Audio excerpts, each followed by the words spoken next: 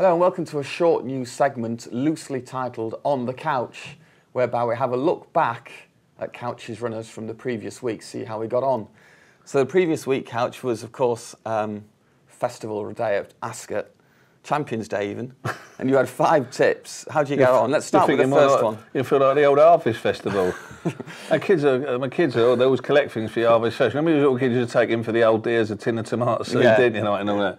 So we can take some tins, and I sent my boy with 2 Stellas, and they sent them back home. So I don't think the old dears want that Couch. Right. Anyway, your first selection was Times Up in the Long Distance Cup, 5th. Yeah. Again, Nearm finished 4th. And Nearm had finished behind it at Newmarket in a listed race before. And again, going back watching the videos, always trying to look back at why I've had the bets, always write my bets down, why I've had them, were they good bets? Oh, Times Up was a good bet, but he was running too close to the pace for me this time. When Do you think? Jamie Spencer's nicked it on Fame and Glory, again, a great ride, Spencer, wasn't it? You know, back on the better ground.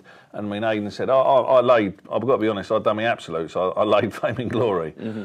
Pinion pole, Frankie a little bit too far back.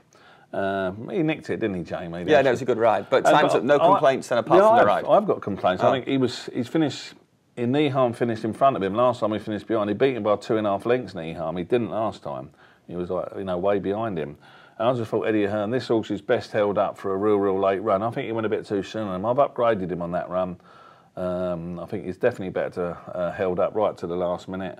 But great ride from Jamie Spencer. I must say, I've done my money, but well done, Jamie. All right, and then moving on to the sprint, you did have an outsider here, Dafeef, but he didn't run very well, did he? Well, the one thing about the race was we didn't know whether it's the first sprint of the day on the Saturday, and they all congregated to the stand rail, didn't they? Like I said, Brano was up there from the front.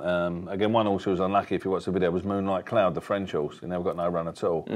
And Dafeef was drawn in stall 5, which was up the centre, and he never really got in the race. Didn't trouble that I thought it would. To be honest with you, struggled to beat the ambulance, Rob, didn't it?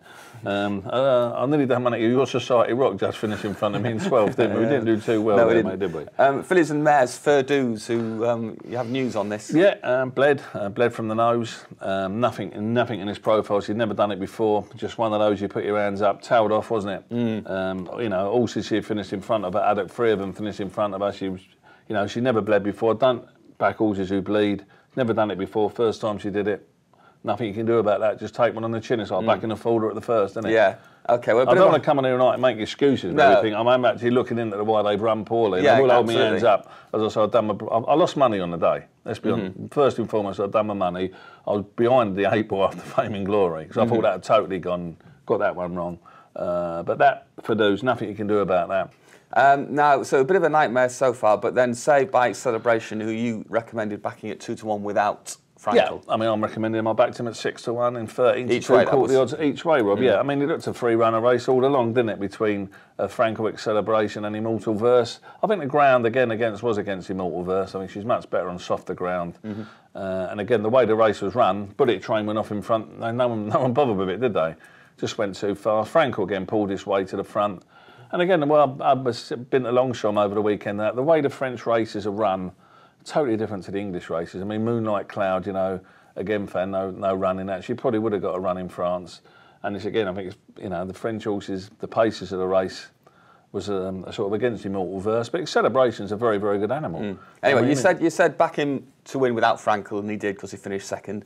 And you had him each way as well, so you're up there. 2-1 was a cracking price. All right. Yeah, I'm pleased with that. Moving on to the Champion Stakes, So You Think was your big one, second. Yeah, again, I had a good bet on it. I knew when I see it in the paddock at the R. I think this horse is a total one-off, as I've been on and talked about So You Think all summer long. He's a massively gross animal. He's very, very hard to get fit. With most horses, you think you run in the Arc and then run, 2 weeks later, it'd be against them. But not for this animal. He absolutely thrived on the race. And again, Cirrus to Aigles. One thing about this race, Rob, you pointed it out before the Champion Stakes, to be fair, and John Gosden, was a draw. The first 4 home in this race were drawn 1, 9, 2 and 3.